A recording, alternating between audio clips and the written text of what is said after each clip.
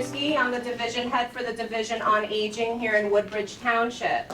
We're a social work division with 6 social workers, including myself, that provide case management and counseling services to the seniors of Woodbridge Township. What we also do are these expressions educational seminars monthly, sometimes twice a month, in order to educate and inform and empower you about various different topics pertaining to all of you. So September is Emergency Preparedness Month. How many of you knew that? Now you do. Okay. So again, September is Emergency Preparedness Month, where we raise awareness and educate all people, including yourselves, about how to prepare for natural disasters and other types of emergencies. So I'm really excited to introduce Dennis Petrick. He is the EMS manager for the Woodbridge Police Department, along with many of his colleagues here today, to provide you a slew of information about how you can all be prepared for emergencies. So, Dennis, all right. Thank you. Thanks, Allison. Thank you. Good morning, everybody. I apologize for the delay, but we're going to get started. This will be a very informal Q&A process. We will go through the PowerPoints, the slides together. We'll do some videos together. And really, we'll go through your packet so that we're all prepared. We're going to touch on what would be an immediate emergency, whether it just be a simple emergency at home versus if you have to go somewhere for a long period of time, what you would do with your pets, what you would do with your family members, and things like that. Along with me, I have the Office of Community Affairs from the Police Department, Officer Harris, Officer Santini, Captain Frank Della Pietro is back there. We have Michelle Norak from Hackensack Meridian, and we have Brian Austin from the CERT team. After we're done, I know you guys went up to their booths already. You could still go back to their booths. We'll bring them in, and you'll have a little Q&A if you have any questions. We also have members from the Fords Fire Department back here. We are in Fords' fire district, so we welcome them. If you have any questions for the fire department afterwards, you can go up to them. They can help you out in any way possible. So, any questions before we get started? I think everybody's excited to go, all right? All right, let's go. Madison, please. So, just simple resources. Obviously, we know if there's an emergency, we're going to call 911. Non-emergency number for headquarters police dispatch is 732-634-7700. Michelle Morgan is the division head for senior services. Michelle's back there. Everybody say hi, Michelle. Hi, Michelle. Allison introduced herself already. You have the Deputy Police Director / Office of Emergency Manager Director, that's Joe Niski. And you have myself, Dennis Petrick, who's the EMS Manager for the township. That's my phone number. That's my extension. When we put this program together, it really is a collective program throughout the town. When we leave here, we want you to know that you have resources available to you in every aspect, whether it be police, fire, EMS, emergency services, emergency management, whatsoever. The mayor is very, very passionate about everybody that lives in this town and wants to make sure that he knows that everybody is safe and secure at any moment or any time that they need it. As far as EMS goes, we just want to talk about a few things about taking an ambulance to the hospital and some things that put your mind at ease, because there is some questions that come up. So, as a resident of Woodbridge Township, if you guys take an ambulance at any time, there is no billing afterwards. So that question comes to my office all the time. If you guys take an ambulance after the insurance and after whether or not you can pay for it or you can't pay it, that's a directive from the mayor. Nobody gets billed. So please don't ever not go to the hospital because you're concerned about finances or you're concerned about charges, because that is absolutely not true. You will not get billed. If anybody ever gets billed, then you call my office. The number's on the thing right there, and we can write it down for you before we leave, and we will get that taken out. So please don't ever not take care of yourself because you're worried about financial reasons. If there is a financial issue, we have resources here that could help you, so please always take care of yourself. As far as your pets and things like that, we're going to go into that a little bit later.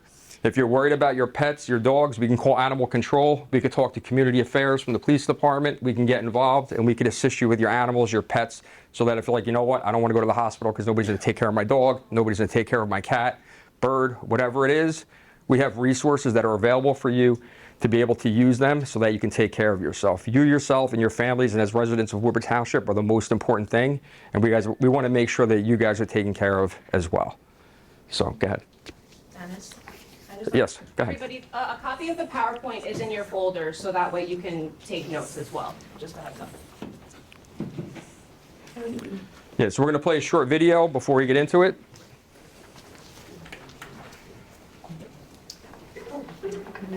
One scorching heat wave will leave me powerless to cool my insulin. When the storm rolls in, my time to find a pet-friendly evacuation center will run out. I'm relying on luck, but who knows if it'll be on my side. When it comes to disasters and emergencies, it's not a matter of if, but when. Take control. 1. Assess your needs. 2. Make a plan. 3. Engage your support network. Let's prepare so we all have a better story to tell. There's one more after that.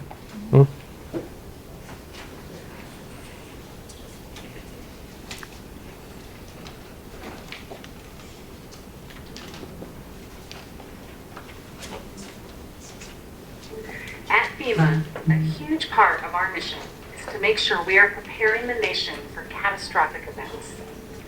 As extreme weather continues to become more intense and frequent, disaster preparedness has never been more important. Older adults face even greater risks and challenges when it comes to preparing, especially those who live independently, have low income, have disabilities, or live in rural areas. This May, President Biden announced Older Americans Month, reminding us that older Americans are the pillars of our community, and we owe it to them to value their wisdom, celebrate their contributions, and champion their well-being.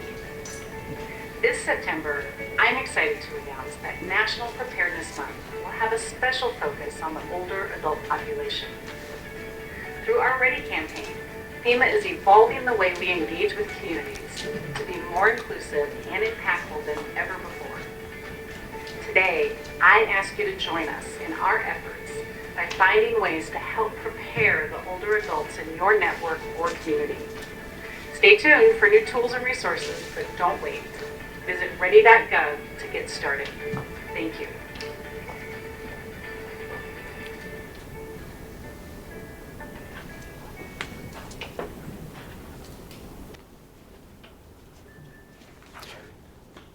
So, like Allison had mentioned before, September is National Preparedness Month, and the emphasis this year is on seniors. So what do we know? We know the first thing we want to do is make a plan. So what's our plan consist of? We have to look in, inventory our needs as individuals and as a family, and as partners with your husband, wives, children, and stuff like that, and look at what we need to take with us. So if we have to go, they call them ready bags. In a moment's notice, we can take those bags with us and have it prepared so that we don't have to spend time putting it together. So that's why we have Brian Austin here from CERT. He has a lot of FEMA handouts that he can give everybody that'll help you with that inventory. And we also put an inventory, I'm just gonna borrow this 1 second, inside of all your packets so that it would help you prepare just in case these emergencies happen. So what do we know about emergencies? Emergencies could be short-term or long-term, right? So is it an emergency that maybe we're gonna go to the ER for a few hours? We really don't need to pack that much for that particular situation. But is it something that we're going to go to the emergency room and have a hospital stay for a long period of time? Or is it a natural disaster? Is it a flood? Is it a hurricane? Is there a power outage? Is there things that are going to impact your life for a long period of time that we're going to need to prepare and have stuff ready to go? Like we talked about, somebody came up earlier about their pets. They were like, what are we going to do if I have to go to a shelter for a week? What am I going to do with my pet? Like we said before, we do have resources to combat that problem, to put your mind at ease, because listen, at the end of the day, I have 2 dogs as well. They're just as important as my children. So we want to make sure that they're well taken care of, and I know we feel a certain type of way. The other thing we find ourselves sometimes in the older community is a burden, right? People are like, I don't want to be a burden on anybody. I don't want to put anybody out. That's what we're here for, to understand that it's our responsibility as community leaders, whether it be police, fire, EMS, emergency management, to take care of you as residents of Woodbridge Township. So it's never a burden, it's our responsibility, and quite frankly, everybody in this room takes pride in knowing that they took care of everybody else in this room, whether it be the senior division, police, fire, EMS, or anybody else. It's our job, and we actually look forward to that stuff. So don't ever think for a moment that you're going to be a burden on anybody else. So when we're talking about assessing our needs, we all have different needs. Maybe, we have diabetes. Maybe we use a walker. Maybe, we have a wheelchair. Are we thinking about those things if we're going to be placed in a shelter or somebody's house to make it more accessible for you to be comfortable? The reason why I say that is what happens is like, I don't want to bring my walker because I don't want to, I don't want it to be in the way, or I don't want it to be a burden. But what happens is without your walker for 1 or 2 days, how do you feel about getting around? It actually becomes more of a challenge, right? So at that point, let's make sure we take everything that we need to make our lives more comfortable so that actually we can be comfortable in somebody else's environment as well. So when we're assessing, when we're talking about our needs as well, is there a particular family member, friend, loved one that we could always count on or call to know where we are, right? We always want to make sure, listen, everybody needs to know where somebody else is at all times to be safe. So when we're accessing our needs, we're talking about our medications, our mobility, anything and everything, cell phones, chargers, dentures, glasses, anything that you could think of if you're going to be away for a long period of time, or even a short period of time, but inconvenience that of your environment, that's going to make your life easier and make everybody else's life easier. So when you have that checklist, you could do a self-assessment, make sure everything's on there, and just explain, say, hey, listen, I'm going to contact my brother and let him know that I'm going to the ER. If you get picked up by an ambulance in our town, or police and fire, somebody comes, it's their obligation as well to let you know, hey, listen, do you want me to call somebody? Do you need me to contact somebody? Because all that stuff will get directed either to my office, Allison's office, or somebody else's office to make sure that somebody knows where you are at all times. And we need to know. We need to know, did everybody come out of the house? Is there something, like if we come to your house and there's a power outage, how many people are in the house? Is there people upstairs? Or do they have mobility issues? Do we have to call the fire department to help bring them out? There's a lot of things that we need to think of when we do these things, so that as long as you're telling us, we know how to handle it better and equip you better. Oxygen, if there's people that are at home on oxygen, do you need a portable cylinder to go with you to a family's house, to a friend's house, to a shelter, to the community center? All these things are going to be in your checklist that you're going to go down and do. And if you ever have issues, you could always call my office, Allison's office, Michelle, anybody, and we can come to your house and assist you with this checklist as a community outreach program to make sure you have everything you need. And if you don't have it, we will make sure that you get it. Okay? Get move on. So we just kind of talked about this: batteries, chargers, emergency supply kits, things like that. Your pets. So we did touch on pets. If you have any kind of pets and they're on, listen, I don't know about you, my one dog's a diabetic. So my dog takes diabetic medication. There may be pets and stuff like that take medication. Make sure we're relaying that information. There's a little, actually, inside your packets there's a pet medication list. You can write down, hey, listen, my pet has these needs. We can make sure that they're taken care of, whether it be dog, cat, or any kind of pet whatsoever. The other thing that we encounter sometimes is in our population, as we're a little bit older, sometimes there's people in our family that are dependent on us to take care of them. And we're like, listen, maybe my husband's bedridden, my wife, somebody's in a situation where they count on us, and we feel like we can't leave because we have to take care of this other person that's in our house. We have resources and stuff available to make you feel at ease, to make sure that that person's taken care of so that you can take care of yourself. So don't put yourself in a situation where you're not getting proper care or going somewhere only because you need to take care of somebody else. We talked about the pets again. So making a comprehensive an emergency plan, an emergency preparedness kit tailored to your unique needs. We kind of touch based on that. Like individually, we all have different needs, different responsibilities, and things that we need to do. Just make sure you tailor it to what you want and what you need in a long period of time. So if you know that, there's a flood and we have to put you up in a shelter, but you were supposed to pick up your medication from the pharmacy, that's a need that you're going to have.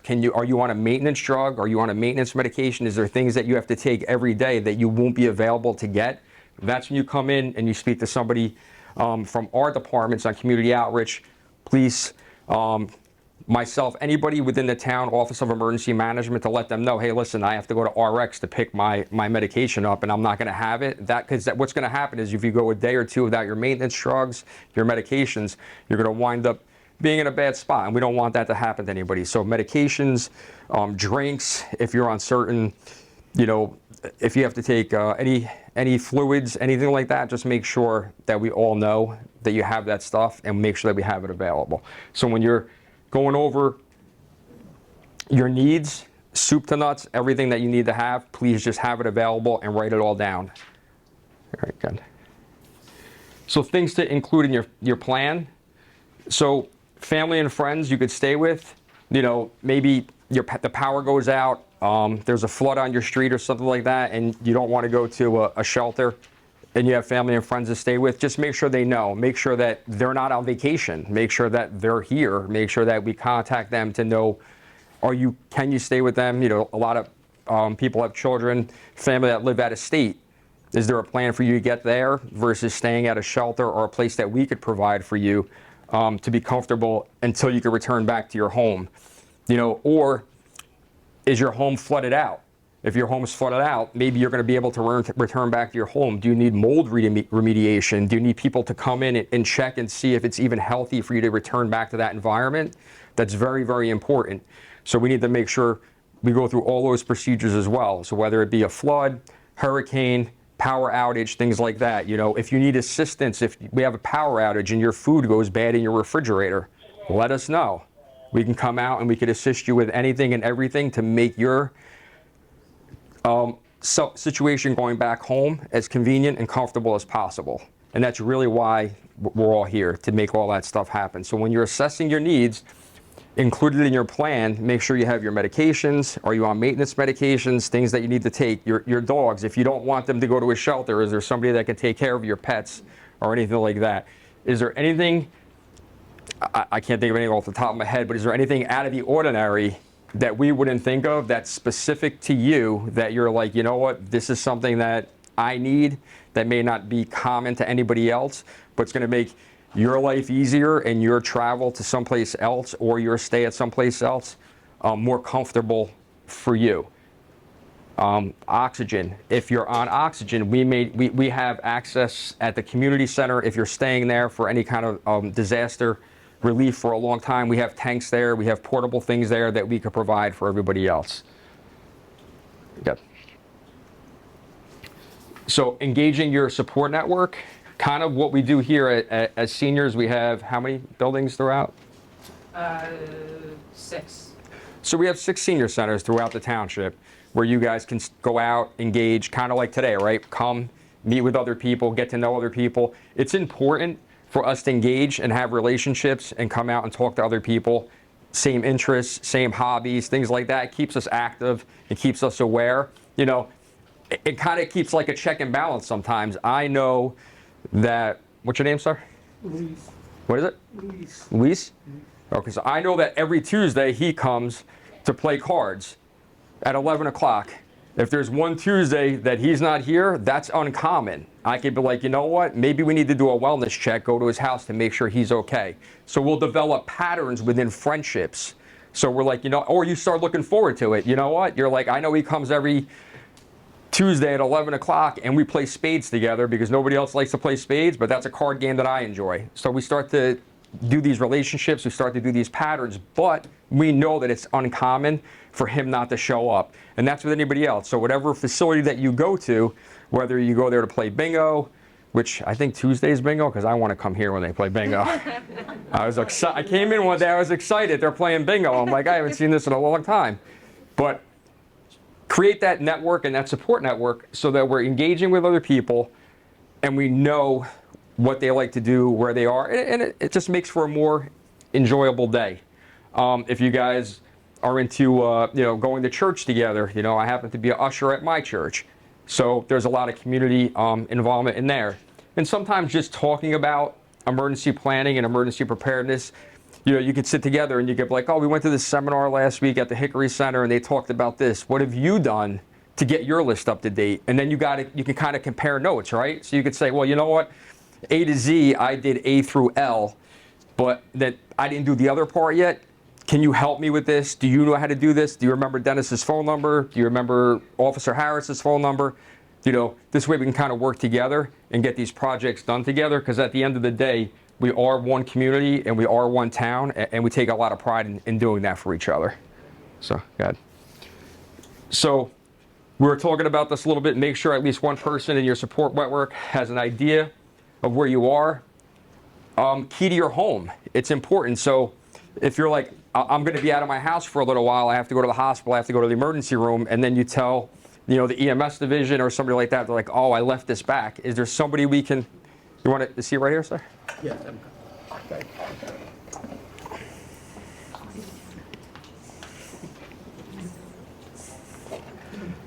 Is there access to your home that we know about and somebody else can get in case you forgot something? Us as a police department, and we could talk a little bit more after we're done and we could do some Q&A with them, we have access to a computer system where we could put notes in. So if we know we go to Dennis's house, in the notes could be like, there's a key next door at Allison's house for you to have access. Only the police and emergency services will know that, but we can add notes to our computers, so it gives us an idea of what to do in case you're not home, or if there's a certain emergency situation. If you're on oxygen, things like that, we'll get notes to know that, hey, listen, when we get to this person's residence, they're on oxygen, so we know we need to bring oxygen in. There's things like that that we have as safeguards as a community we can use to make sure that we're taking care of you. Life-saving equipment or administering medicine. You know, we talked about a little bit about administering medicine, but if you have a certain ailment, disease, or anything like that, where you're on maintenance medication or you need to administer a self-injection or anything like that, we need to know that stuff if you guys particularly go out to one of these environments. Life-saving equipment, if somebody's on like an LVAD, for instance, you know, a machine that only you can go to a certain thing. So if you have a certain ailment that only you can go to this particular hospital, you need to let us know. So if you have equipment installed like an LVAD, which at the end of the day, if you know what an LVAD is, it's basically a heart outside your body. You can only go to the place that installed it. So if you're sick and you have a stomach ache, we can't bring you to Perth Amboy Hospital if they didn't install it. We have to go to the hospital that installed it. That's stuff that we need to know so that we can better serve you and take care of you guys. If you have anything at home that revolves around the life-saving equipment, just let us know when we get there. This way, it's going to be easier for you. Support access, we talked about. Always make sure somebody knows where you are. I know with my children now, we use Life 360. A lot of families use that now, so they can kind of get locations of where everybody is. This way you know, if I haven't talked to you in a few hours or it's uncommon for you to be there, we can look up your locations and kind of see where you are. All right, good. So these are things that are also in your packets as well, just to stock up on your emergency kit with. So always to make sure we have, water, we have food. Family photos. As simple as the family photos sound, it's actually a core memory that we have, that when we look at some of these photos, it makes us smile. It brings back good memories. So if we're in a tough spot and emotionally we're like, you know what, this is kind of rough for me, maybe a picture of your granddaughter, grandson, brother, sister is going to bring a smile to your face. So at that point, it'll excite you and it'll make you get through your day a little bit better. Flashlight, first aid kits, batteries are important. If you have cell phone chargers, a lot of things run off a USB now and stuff like that, but we have to make sure all that stuff is charged, so that if you're going to be out of the house for a long period of time, we have the resources. A whistle. Sometimes we use a whistle. Maybe we can't scream. Maybe we have some problems with our voice, but it's a way of communication. So if you're somewhere and you have a whistle and you can blow that whistle, we'll know something's going on, then we can go out and we can reach out to you and figure out what the situation is. So it's just a form of communication. It doesn't always have to be a negative with the whistle. It could be a positive, that if we use that, we know that there's something going on. Copies of, Medicare, Medicaid, insurance policies. A lot of that stuff now is very challenging because we are in the age of a lot of computer network and stuff like that. But what you can do is if you have somebody that's a little phone savvy or computer savvy, you could have them add stuff to the Apple Wallet. If you have stuff on your cell phones, things like that. What we've done a lot more and more is add that stuff. Kind of everybody now has a phone, right? They're pretty much our little personal computers and our communication tools. So you can take your Medicaid cards, all that pertinent information, and you could add it to your Apple Wallet. So sometimes when we go out, if EMS shows up, you know, you can use those things to give to the providers, so you don't have to worry about carrying papers and stuff like that. A lot of stuff has gone from paperless to electronic, so that's an opportunity to have somebody. You know, copies of your trust and will, things like that. Homeowners rental insurance and car insurance. So obviously, if you're out, motor vehicle accident, slight emergency, you need to use that. But with your renters and home insurance, things like that, if you're in a flood, if a tree falls on your house, anything that can happen to your house, you're going to want copies of that documentation. This way you could file a claim, a report, things like that. If a tree falls on your house or anything, there's always going to be a representative from our township that's going to come out. They may ask you for some of that documentation, but you'll get a rep from Office of Emergency Management will come out. They'll assess the damage, and at that point, they'll make a determination if your house is safe or not, and if we have to put you in a temporary place or if you have somewhere to go. So those things and those documentations are important. Your personal documents, anything that you feel that you might need, whether it be your birth certificate, social security cards, things like that, make sure we have all that stuff stored. The same thing, like I said, you could take a lot of that stuff, convert it to your phone. They have apps on the phone. It's like called like a locker. So you don't have to worry about people accessing it. You have to use a code to get in there. So it's not like if you lose your phone, somebody's going to be able to go in there and access all your documents.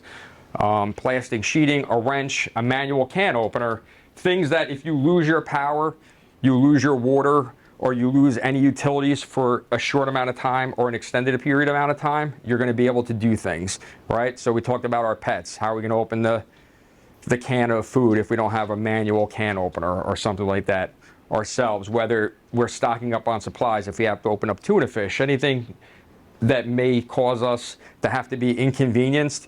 And it's weirder as the times go by and as we progress with things in life, we find the most things to be years ago, which would be normal, now is like an inconvenience. So, you know, it's like, we'll use the TV remote, right? Years ago, you used to go and turn it, and now if you can't find the remote, you're like, oh my God, I can't find the remote. So, just a bit, right? You find it funny because years ago, that's just what we did. Or, you know I was my father's remote control.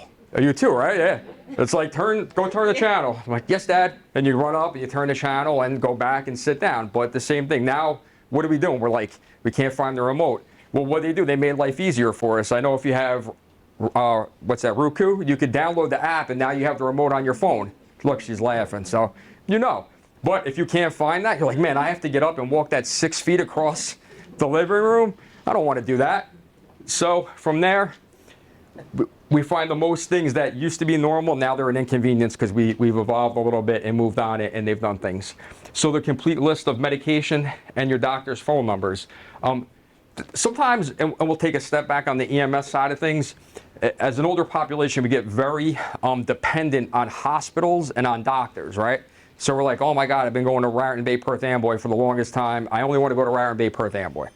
Well, depending on what's wrong with you, that may not be the best place for you. So if you're having a stroke, we want you to go to JFK because that's the comprehensive stroke center. So 2 things to remember. At 2 o'clock in the morning, your doctor's not going to be there. So don't worry about meeting your doctor at the hospital because he's not showing up. And we, as EMS, we are going to take you to the facility that best suits what's going on with you. So if we recognize that, you know, it's anything traumatic, we're going to take you to a trauma center. If we realize it's a neurological issue or something like that, we're going to take you to a stroke center. So as emergency management, emergency services, we're going to take you to the best facility. It may not be the facility that you're familiar with, but it will be the facility that's going to give the best care in what the situation is at that time for you. Does that make sense? So sometimes we get a little hung up on that. Don't get hung up on that. We'll make sure that you go to the right place the first time to make your care and your stay. Because what? Yes, sir. If you have a provider, so the doctors in a specific hospital, you trust them, you can go choose that hospital? No. So, For example, compared to JFK, Robert Wood and New Brunswick, can we? if it's plausible, and if your doctor's what I'm saying is that depending on what the time of your emergency, your doctor may not be there at that time. But, at least I know the facility. That's right. Listen, if you have a procedure and your doctor's there at that particular hospital, yes, we will do every effort to get you there. Okay. Absolutely. So the complete list of medication and your doctor's phone numbers and stuff like that, we talked about that. They have files back there that you can write your stuff down on. Officer Harris has them back there, and I think Allison may have put them in your folders as well, or no? Like the file of life, medications, Yes. all that stuff. So you guys have all that. Can I interrupt? Absolutely, go ahead. So, just to touch on these things, these are Officer very, very Harris, just come valuable. up to the microphone, Yeah. please. So these are incredibly valuable. When I was in patrol, I went to a lot of homes. I responded to a lot of emergencies in people's homes. I didn't know who they were. People doing welfare checks on their neighbors. They hadn't seen them in a couple of days. We went over there, and I didn't know who they were. And their neighbor, believe it or not, only knew their first name. So the very first place that I always looked when I went into somebody's home, and Officer Santoni could say the same thing. These were very valuable. These proved to be very valuable. There's a lot of stuff on here. More information than you might even know, that's fine. You fill out as best as you can. Everything that you know, you put it on here. Next to kin, allergies, medication, everything. It's really super valuable, and it expedites care. And that's the most important thing, is expediting care when it comes to this stuff. So sorry, I just wanted to just tell you how valuable these things actually could be. And it is on your refrigerator, right? Yeah, you put it on your refrigerator. That was always the very first place that I looked. They're magnetic on the back, and seconds count. Seconds really count. So sorry. No. So just following up on Officer Harris, yes. Usually when we come into your house and we look for these files, the first thing we do is go to the refrigerator, because that's usually the most common place for it to be. So old school, right? Things that have been going on for the longest. The refrigerator was always like the hub. Everybody would, next to the file of life is your granddaughter's coloring that looks miserable from the 5th grade, but you loved it because she did it. It wasn't never inside the lines, but we were like, you know what, we're going to make her happy, so we're going to put it on the refrigerator.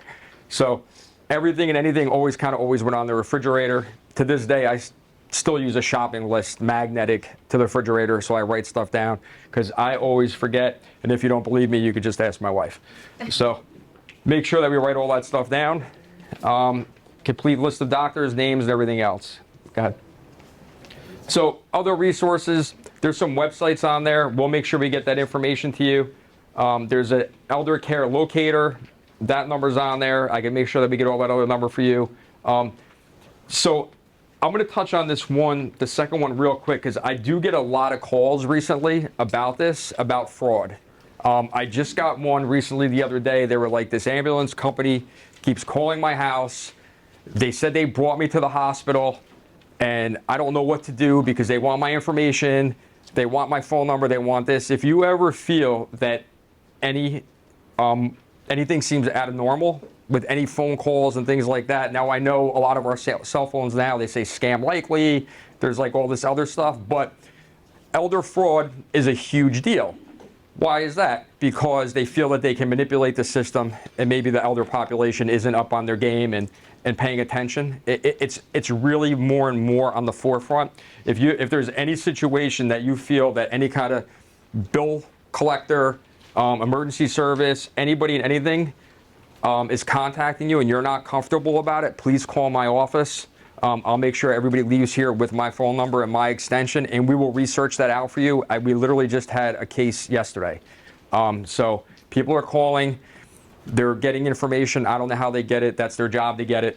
But we do investigate it, and we look into it, and we make reports and stuff like that. So if you feel uncomfortable about anything, just give us a call, and we'll investigate it on our office. And then you have the mental health hotline for seniors. We'll make sure that you guys have access to that phone number as well. Mental health, just in general, is very important to all of us. It's a topic that is extremely passionate in our department. We just want to make sure that everybody and anybody in this township, if you have any anxiety, depression, or issues that you feel like you need to discuss with somebody, you call the number, you call a hotline, and you get the help that you need. Sometimes we just kind of feel alone. Sometimes we just feel that we're overwhelmed. things are just not maybe going our direction, there's always a resource and there's always an outlet. So please, please, please make sure that you contact these numbers and you talk to somebody and get the information and the help that you need. That's it. So as far as the slide presentation goes, we're pretty much done. We'll open this up to any questions that you have. We have, like I said, we have the police department, we have the fire department, we have Hackensack Meridian Hospital, and we have the CERT team here that can answer any questions. The floor at this point is pretty much yours. So you just kind of let us know if there's anything and anything that I could answer, that one of us can answer, anybody in this room can answer. If you want, if you didn't get a chance to go see one of the tables, you can do that as well. But as far as my presentation, is there anything that you feel I didn't cover or a topic that you're unsure of, unclear of, and you need to be explained a little bit further? Yes? How do you get to these locations? You keep saying go to shelter, go here, go there. So, Means, how do they get there? so we'll provide that. So if your street's flooded out, or if you lose power and you're like, you know what, I need to go. So the Woodbridge Community Center is a county shelter. So that place is equipped with everything and anything you need to be sheltered there for a long period of time. So food resources, oxygen resources, cots, beds, anything and everything will be there. If you don't have the means to get there, when we come out either as police, fire, or EMS, you just let them know, listen, I don't have transportation to get to the shelter, and the fire department, the police department, or anybody, the senior department will make sure that you have access and transportation to get there. We try our best to get out there early. When it comes to weather, we start monitoring the weather a day, 2 days in advance. If we know that you're in a flood zone, I don't know if anybody here is in a flood zone, but we'll have people come out and knock on doors saying, hey, listen, it's gonna start building up, the water's gonna start building up, you need to get out now, and we'll move you, either whether you decide you wanna go to a loved one's house, or if you wanna go to the community shelter, we will do that for you. Transportation, anything that you need to be provided, the township will provide that for you. Yes, sir. Regarding the fraudulent cards, if you put do not call list from the registered with the federal government website, does it work, or because it keep changing the last 4 digits? And You know what? I'm gonna maybe defer this to Officer Harris. Maybe he'll know a little bit better. Mike, do you want to? Can you say that one more time? I'm sorry. Do not call. so the fraudulent card, if you take that the card, and you can report this to your that number in the do not call list in the federal government. Okay, you're talking about the fraud number? Yes. Okay, so you can use this one. This one I'm not too familiar with. That's a national one. It might take a little bit longer for the actual investigation to begin, but calling the police department, calling us, it's expedited. 634-7700. That's always the best number to call. It's a non-emergency number. Now, and so 911, right? We all know 911. We've known this our whole life. It's for emergencies only, right? If I have an emergency, I live in Colonia. If I have an emergency in my home, I'm not calling 911. I'm faster, believe it or not, 634-7700 is faster than any number. 911, it goes through transfers, it goes to different operators, you're talking to multiple people. I know that's a little off topic from your question, but I always feel that's important to say. I have young kids, so if I have a problem and I need an ambulance, or I need fire, or I need anybody like that, or I need an officer to respond with, God forbid, an AED or something like that, I want expedited care. Again, this is all about expedited care. 634-7700, it's the non-emergency number, but if you have an emergency, you can use that as well. 732, sorry, yeah. It used to be on our pads. I don't think it's on our pads anymore. 732 634 634 7700. Yeah, it's the non-emergency number. So just to piggyback a little bit on Officer Harris, it's actually a good point. If you live like in the deep Port Reading, Seward area, and you're down at like the waterfront, Alvin Williams Park, and you're on your cell phone, there's a good chance it's going to Staten Island. Yeah. So when you call 911, depending on where the towers are, we've had that happen before. Sometimes you'll get a good dispatcher on Staten Island that realizes you're actually in New Jersey. Sometimes you won't. So if you use the non-emergency number that Officer Harris just brought up, State police. you're a little bit easier to get help right away. But we have had situations where somebody called recently 911. They were down at the waterfront and it pinged off the Staten Island tower because you can literally throw a rock at over the outer bridge and you're right there. Yeah. So that does happen. So if you're down in that area, you're better off using the 634-7700 So if number. the dispatcher has an accent, you call the wrong number. So, but that is something to be aware of, especially in that hot zone. Especially now with Anchors open up. If anybody's going down to Anchors and getting a little dinner or something like that, it may ping over there. I live very close to Rahway, so if I were to call 911, it would go to Rahway. And Rahway police is not responding to my home, so they need to transfer the call. And it's just playing pinball. Yeah, you're wasting time. So, valuable information to know. Yes, ma'am. Yeah, but growing up, we had to call when 911 came. Yeah. We had to call 911. They pushed 911. Yeah, and it's still valuable. Don't get me wrong. If there's an emergency, it's just you call either one. But my personal experience, 634-7700 is quick. You get a body on the phone. You know, you're not calling an operator. You know, I want to talk to somebody because I need help right now. I don't want to be playing pinball with the Staten Island guy. Yeah. Go ahead. Sometimes Hold on. I'll do you next. the 634 one. Mhm. Sometimes it kept ringing and ringing and ringing. Really? Yeah. Yeah. Mhm. I don't have an answer for that. Okay. Hold That's on for one sure. second. Yeah. Yeah, keep going, Mike. I saw more hands. Yeah, go ahead. So it's okay to call with emergency on that non-emergency number? Absolutely. Just say this is an emergency? Yes, yes. Because I do. They're not going to say, ma'am, call 911, sorry. They'll never say that. I think we'd be on the news if they did that. Yes. Oh, yeah, yeah, we don't close. Yeah. Is it false alarm, fire alarm? You can call this.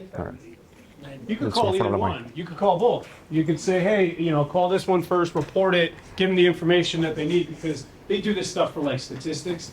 But then if you want to call the police and get it investigated by a local agency, then yeah, you would call us and say, I just called the fraud number. Where do I go from here? You know? Good. My question was, if you have a false fire alarm. Oh, a false fire alarm? Yeah. Actually, I'm glad you brought that question up because Frank's right up here. at Captain Della Pietro is actually going to come Thanks, up Frank. and speak a little bit as You're well. up. Can I just make one point? Absolutely, please. So this slide with other resources, I just wanted to also direct you guys to our senior services directory.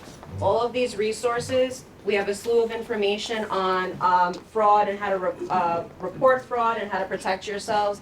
And then also more resources for mental health emergency services for older adults as well. The police department's in there, so please, if you don't have a directory, take one. I have some. We run out, just call my office and we'll get you one. So I'm just going to hold on one second, sir, and then we're going to add on to that question. I just want to bring up one more topic, and then you guys can do a little Q&A with Captain Della Pietro.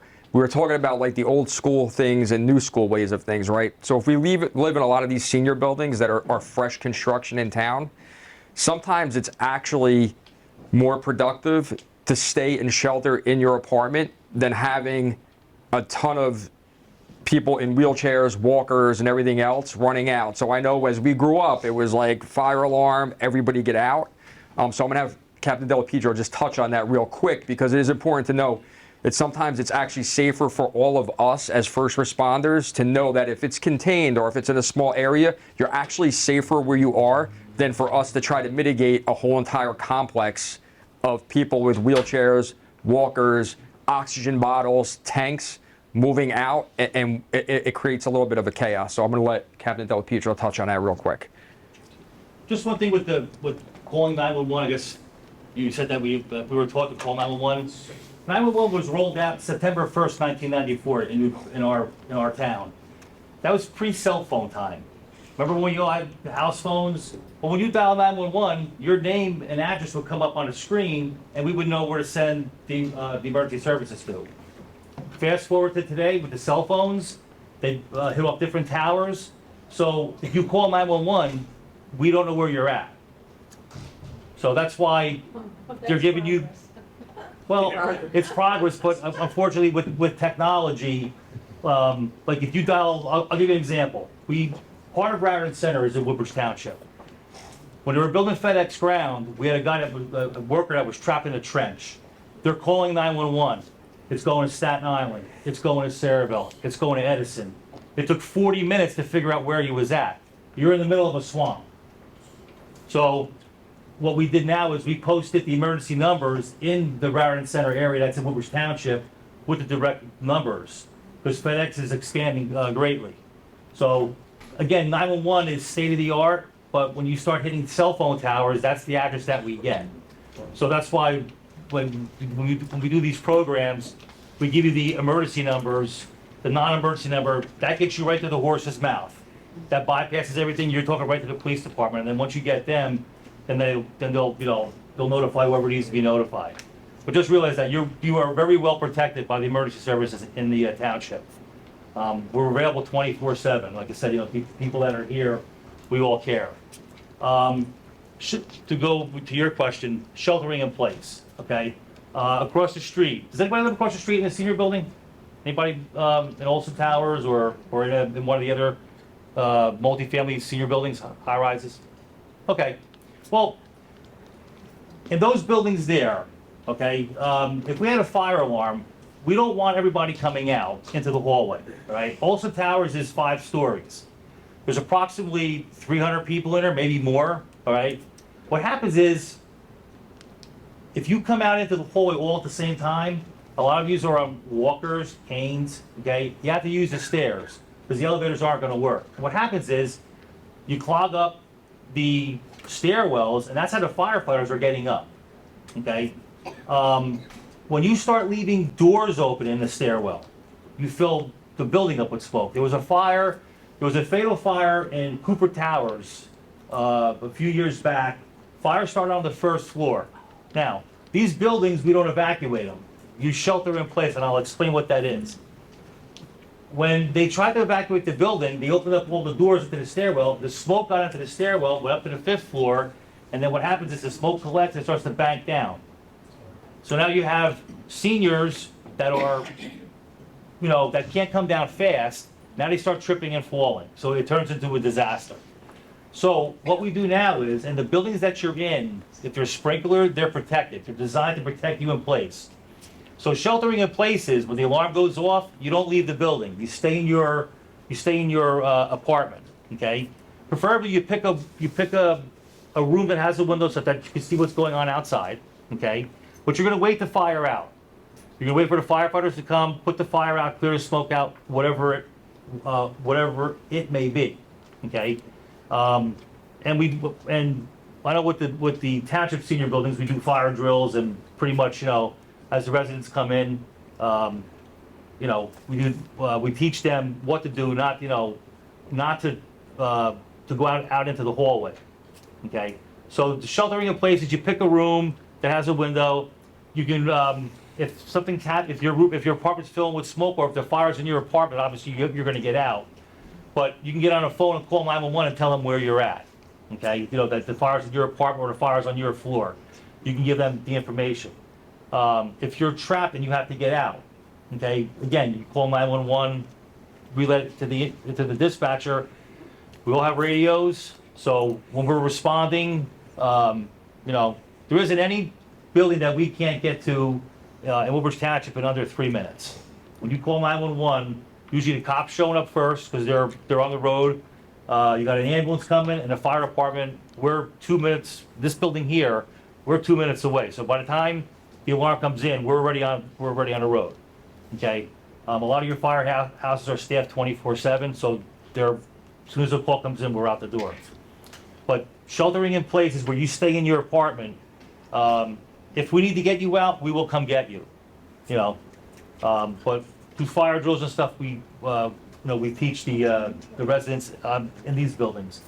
Now, you could also use this. Does anyone here go to Atlantic City? Stay in the hotels down there? Same thing. If you're in a high-rise hotel and the fire alarm goes off, you shelter in place. Those buildings are fire resistant. They have sprinkler systems, they have fire doors. They're designed to protect you in place. Same thing, if you have a 50-story hotel and you try to evacuate it, well, at the same time, you're gonna clog everything up. If you remember, back in 1993, the first bombing of the World Trade Center, it took over 7 hours to get everyone out of those buildings. Everybody came out all at once, and there's always so many stairwells, and the firefighters couldn't get up. So that's what the shelter in place is, but you could also use it if you're on vacation. If you're down in Atlantic City, if the fire alarm goes off, stay in your room. Again, the building is sprinklered, right? When you go into a building, and my wife and kids make fun of me all the time, but when I walk into a building, first thing I'm looking at is the building sprinkler? I go to a restaurant, is it sprinklered? Are the exits clear? Do they put tables in front of the exits? That's for me to get out. That's things that I look at. But, you know, until something happens to you, you don't look at things the same way. So wherever you go, like if you go to the mall and you're looking, you get into the mall, so you come in at the main entrance and you're all the way, say, down by Macy's, and something happens and you have to get out, what are you looking for? You're looking for exit signs. There's arrows on it that point you to the exit, and then you make your way out. But people are creatures of habit. They come in the same way that they go out. So what happens is you come in the main entrance, which may be on the other side of the mall. Something happens, the fire alarm goes off. You're going to go back to the main entrance. It's too far. So again, it's just training people in an emergency situation. Like Dennis said, you know, you went through the PowerPoint, things that you have to have in your house. You remember Hurricane Sandy, right? How many of you lost power for multiple days or weeks? Yeah, well, you have to have a plan. Again, my wife and kids make fun of me. I make sure that the cars are all full of gas. Make sure there's food in the house. You know, because during Hurricane Sandy, for a week, my in-laws and everybody was at my house because I had a generator, you know, and, you know, gasoline was hard to come by. So my cars were full of gas. I jacked them up, took the thing off, put the hose in, siphoned it out, and that's how, you know, that's how I filled my generator. I didn't have power for 6 days. And if you remember, it snowed. It got cold, you needed to heat. So these are things that you have to plan for. That's why these seminars are good, because we get the information out, and, you know, we have all this information, handouts, and it's all for your, you know, it's all for your, you know, for your gain, so. Yes. The one you said when you call, you stay put in your house, apartment, right? But the other day, when I called 911, a false alarm, fire alarm. Okay. The operator said, go out. Well, if you're reporting a fire, okay. It's a false alarm. Right. Well, There's no fire. Okay. Well, here's the thing with false alarms. Whether it's a false alarm or not, when a fire department gets dispatched, we have to go to the address. We have to make sure that everything's okay. Because a lot of times, people have fires, they put out, oh, we don't need the fire department, and we go there and it's still burning in the wall. So we make sure that the fire is definitely out. But we can't be canceled. We go to the address, make contact with you. Plus, we want you to see the fire truck. You're paying taxes. So if you call us, we want to come out with our and we'll show you the fire truck. Let me just piggyback real quick on Captain Del Pietro to make it clear. If you call and say that your place is on fire, meaning your immediate residence, yes, they're going to tell you to get out. What we're saying is if you see the fire trucks show up and you were the one that didn't call and you see all the alarm and stuff like that, that's when we're talking about sheltering. So if you call, even if it's a fire alarm, yes, they're going to advise you to leave your residence. But if you're the person that's on the third floor and you're like, wow, there's a lot of fire trucks here. You know what I mean? If you're that person, that's the person that we're going to hang out and wait for direction. But if you're the person that called, they're going to advise you to evacuate. Does that make sense? So if you're that person, when you look out the window, you're like, there's a lot of lights going on. Like, no, you're going to hang out and wait for direction. But if you're the person that called, then they're going to tell you to leave. The other thing, too, with sometimes with like motor vehicle accidents, things like that, if you're around or you see that, don't think that everybody else called. Just call anyway. Even if you're the fifth caller, that's great, because sometimes everybody thinks the other person called and then nobody called. So we've had that situations. If you're on like the Parkway, they just random things that we'll talk about with emergencies, since we covered a lot of topics today. A lot of people tend to give us the mile marker location of where they are versus where the accident is. So you're like, I want to report an accident on the Parkway. And we're like, great, where is it? And you look and you're like, oh, I'm at mile marker 129, but the accident was actually 133.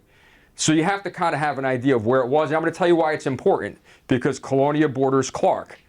There's all these different agencies that are involved. So is that accident a Clark problem, a Rollway problem, a Woodbridge problem, a Saraville problem, a South Amboy problem? You know, we are in, listen, I don't have to tell you, residents of a long time, we are a hub, right? We have access, Parkway, 440, Turnpike. Everybody's familiar with 440, right? We know it's backwards, right? We know that north goes to Staten Island and south goes up north, right?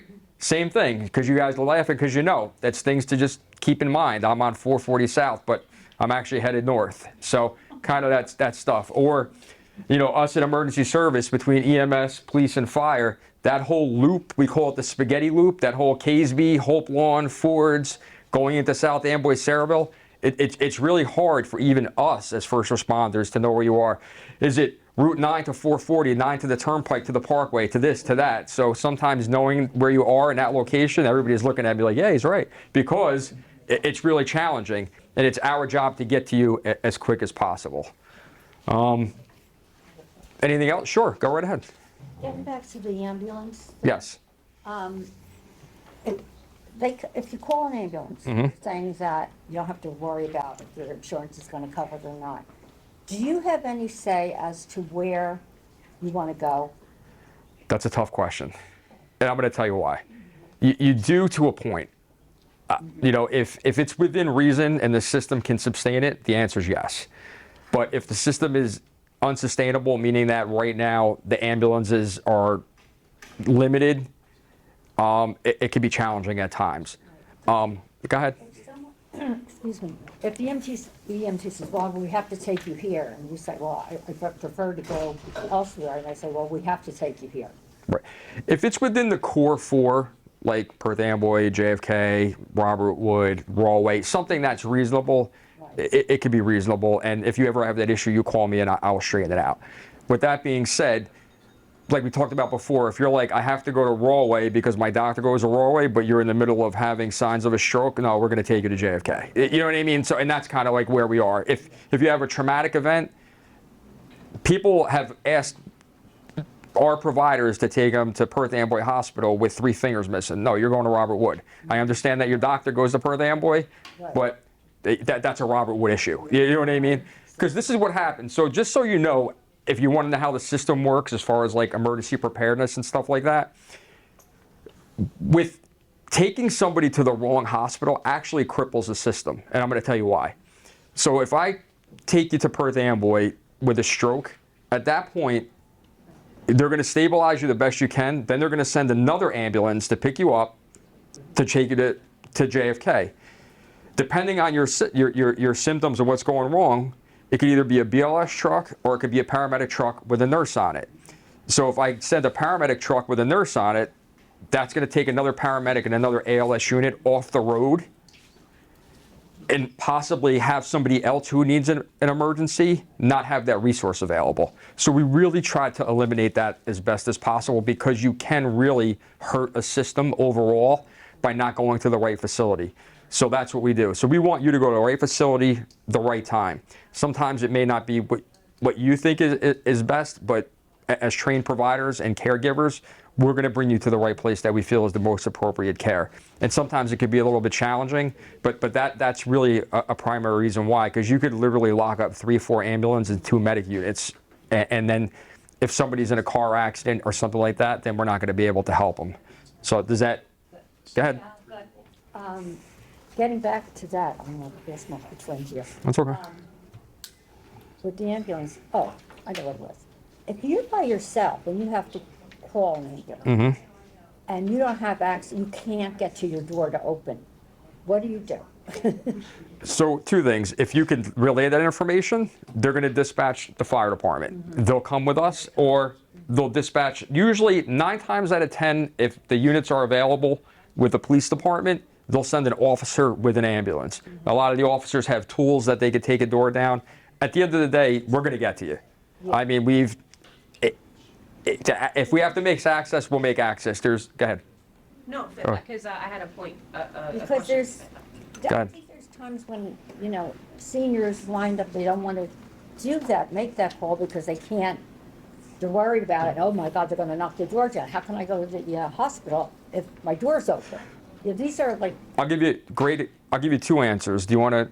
Well, I was going to bring up what your thoughts are on a lockbox. You may go into that, but Yeah. okay. We're good. Me and we're on the same page. So if you're in a building, a senior building represented by Woodbridge Township, or anything that's not even a senior building, so we have the senior buildings, then we have like Delina Manor, we have And Reinhardt, but I'm trying to think of the other one.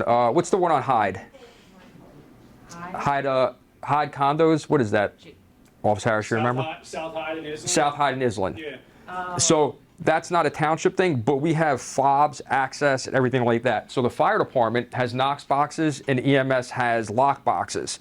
So 555 New Brunswick Avenue, when we get there, if you're in that apartment, we have access to a fob, and we could fob into your door, and we can get up to you. We work a lot with all of the other agencies. Give me 1 second, I'll get to you. So the fire department goes out, they have a fire prevention bureau. They go out to all these buildings and they do a survey, and they have Knox boxes that they have access to, only they have the keys to, and they get inside. The EMS and police side, we work together. We have lock boxes as well. You could do one or two things. If you're in an apartment building, we'll probably have a box to get in. If you're in your own residence and you live alone, you can make a phone call and request that we do something, so that if we have to take your door down or something like that, we don't. And listen, we talk about complaints. Anybody live in Finn Towers? Is it Finn Towers? Yeah. So EMS and police recently took down 3 doors in Finn Towers. So I got a call from them saying, hey, listen, is there a better system? And I'm like, yeah, we have a fob system. I don't know why we're not using it, but we went back and we double checked. So 2 things. Number 1, please don't ever not call because you're by yourself.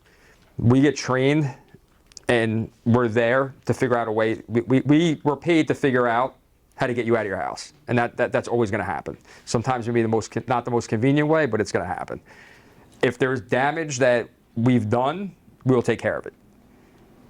But as far as any individual buildings, township buildings and things like that, we do have access. And if we don't, somebody has to let us know, and we'll make sure that gets fixed.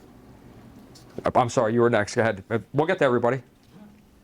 I had a call for a wellness check, and when the police came, they had me call the maintenance guy to let him in, and that took time, and we have the fobs.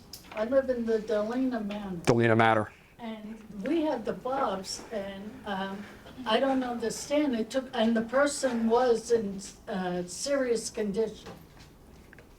We'll write that So there down. are exigent circumstances where, you know what, I'm not waiting. I'm not waiting 10 minutes for this guy to come from the other side of town to open the door. Sorry, I'm not getting any satisfaction out of putting a hole through your door, but I'm getting that person that needs help one way or another. And it's going to be a lot quicker than the guy that's driving from across But the town. police waited for the maintenance guy. And I I would was have. very concerned about this We'll person. solve that problem today. Yeah. Yeah, I would have So. thrown that door down. Because there is there's a Knox box at Delina Manor, and there's an EMS box at Delina Manor. So anybody, whether it be police, fire, EMS, there's no reason for that. Yes. A couple of months ago. We will reevaluate that today. Okay. Me and Frankie are both responsible for that building as well on the fire and EMS side. So that problem will be solved. Okay. With the lock boxes for private homeowners, because I've had clients with them, is it still the same protocol where we would call you and then you would have the pin, like the little combo in your notes? Like, is that helpful? Well, Yeah, it's gonna have a knock it comes up in the Yeah. CAD system. Okay.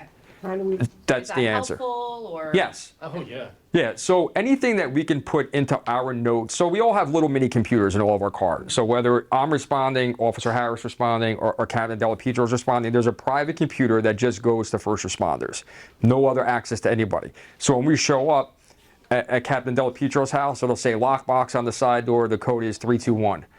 That's extremely helpful because then at that point we can read it, we can relay the information, and then sometimes we could say, hey, listen, if Officer Harris is at your door and he knows EMS and fire is going, he goes, I'm going to go to the side of the door. He'll relay that to us because what happens is sometimes we show up, he already made entry and we're like looking for where everybody else is. So that could save time as well because he could say, Dennis, you know what, I'm at the side of the door, this is where we're going to go in, and then the rest of us will follow behind. The other thing to come up too is to bring up with a medical emergency, depending on what happens, you'll get multiple units. You'll get, if it's an ALS call, like 2 ambulances will show up, the police department will show up, and you'll see that sometimes. So like one ambulance crew will walk through the door, and then 2 minutes later, another ambulance crew walks through the door, and you're a little taken back. That's kind of protocol, depending on what the severity of your call is, and we QA that based upon what you call. So if you call and you're like, I have low blood pressure, dizziness, chest pain, you're going to get 2 units.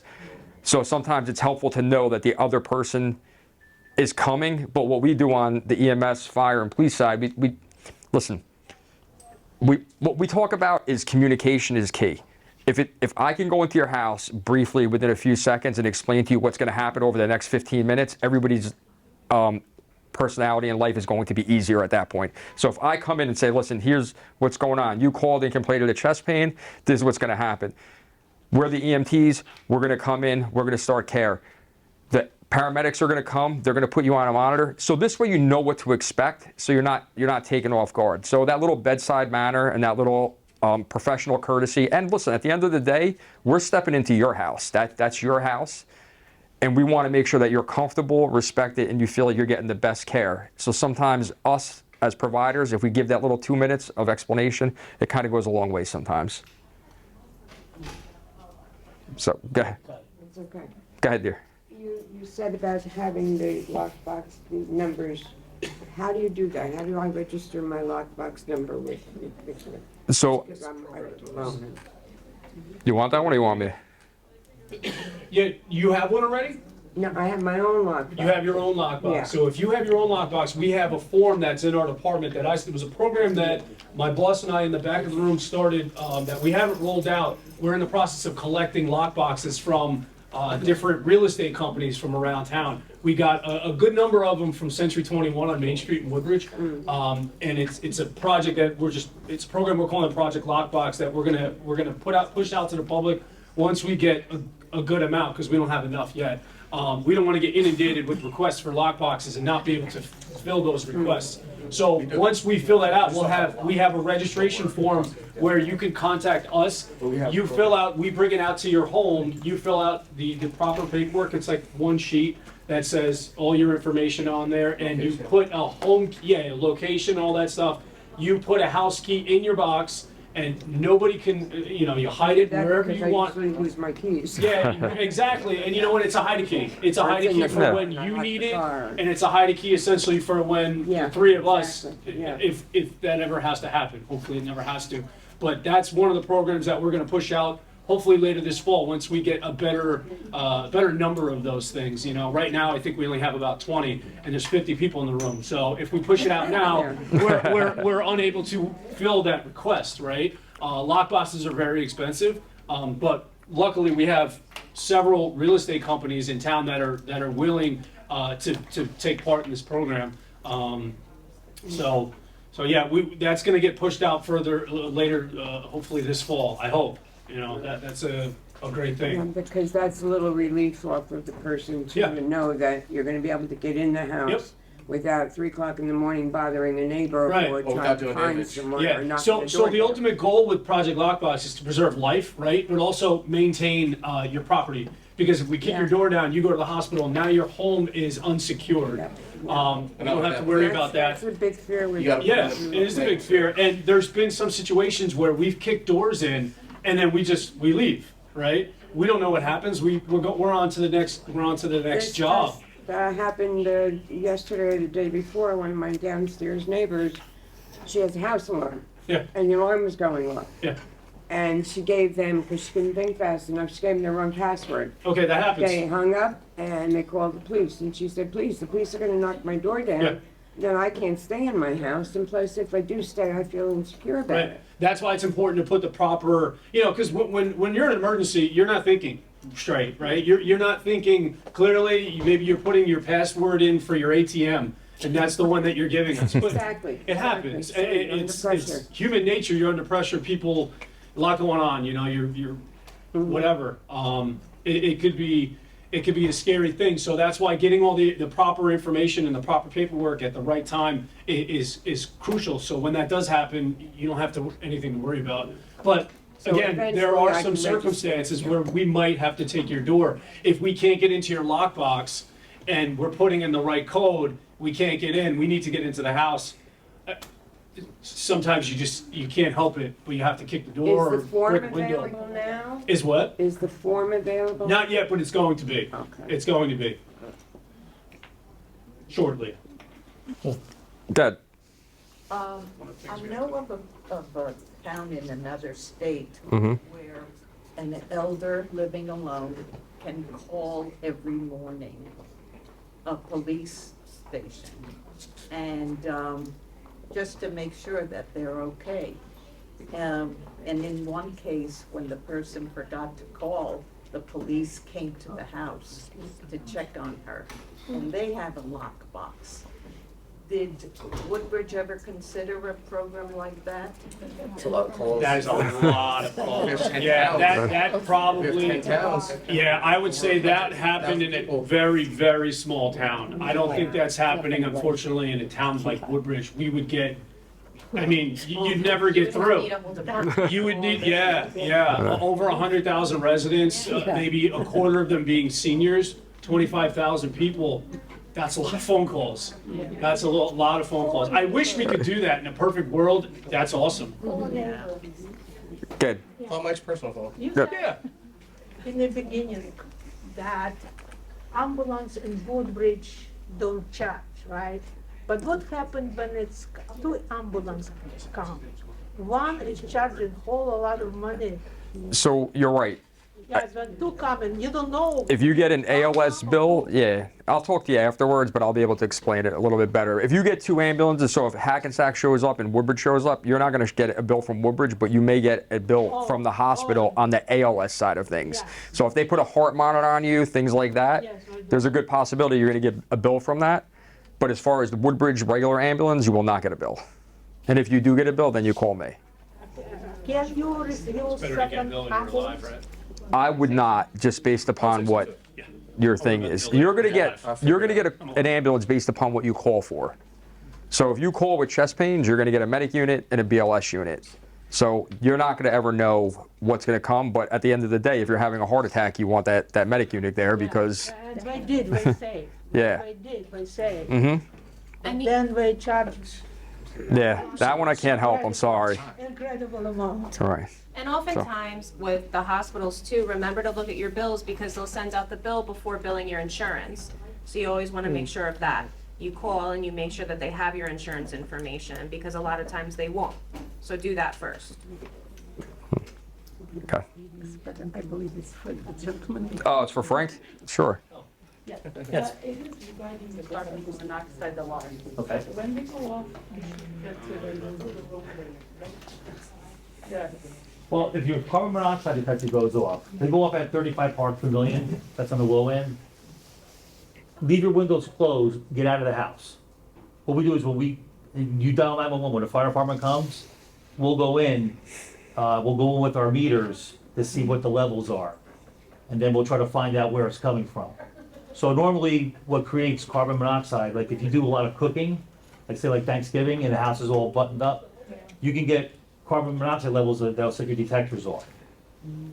Your clothes dryer, okay, a gas clothes dryer will create carbon monoxide.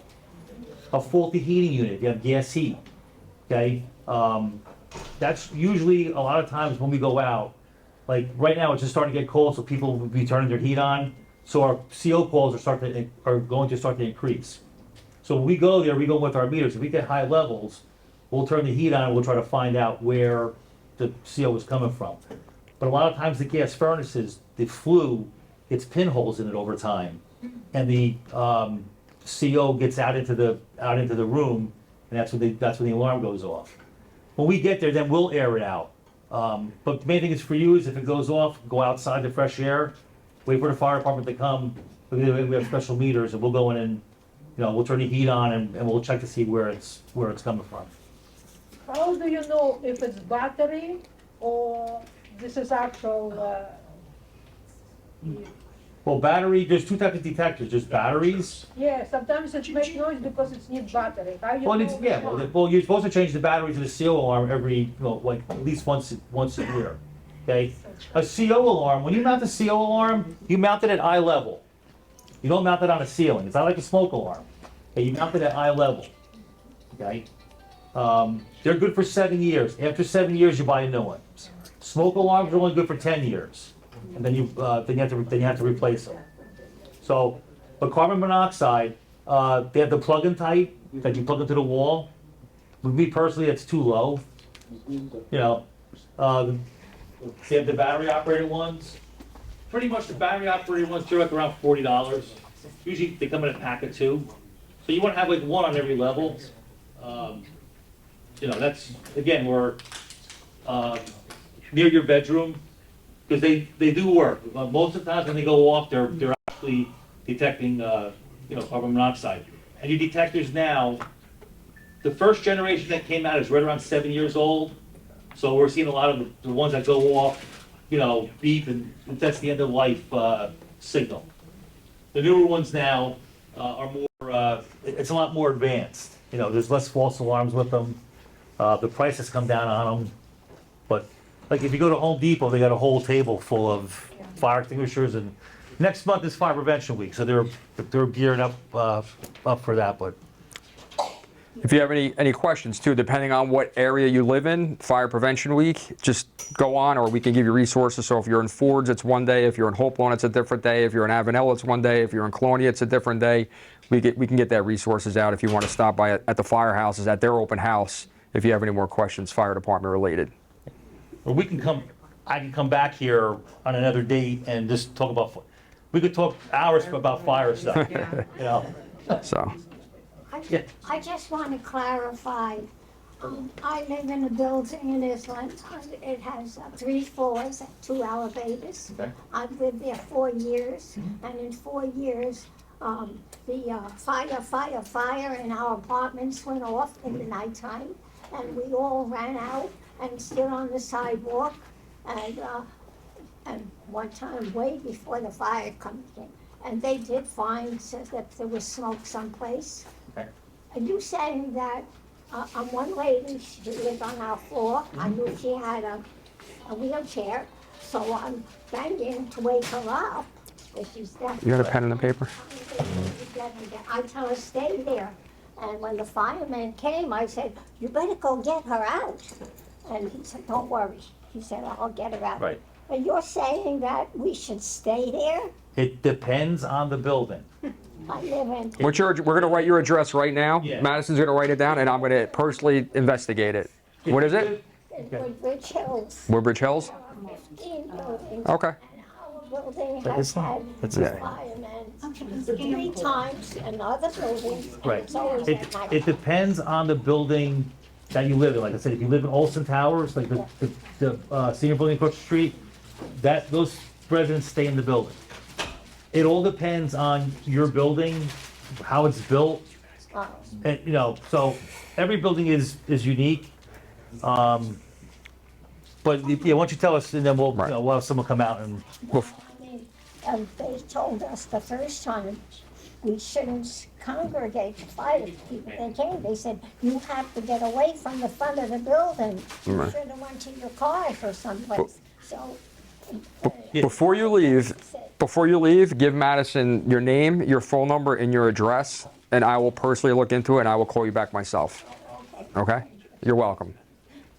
My question regarding the carbon monoxide, you said battery operated and the other one was? It's battery operated, and then there's one that you plug into the wall. Okay, so I live in a condominium.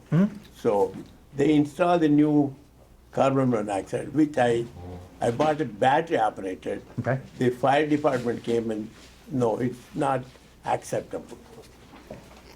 Yes. Fire department, food from the. For the, you know, whenever this management company send you to inspect the carbon monoxide, and they said I put battery after it, which I put it in it, etc.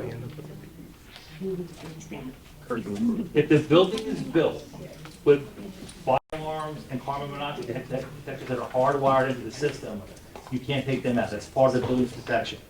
If you want to put a battery operated in your own, you can. But they took me out. I had to get a new one from the management company to install. Well, you have to look at your lease. Because if you're renting or. No. You own it? Yeah. But then no one should come in, you can do. No, but the Californium Association, that's too bad. The Californium Association, that's Yeah, you gotta look at your lease. You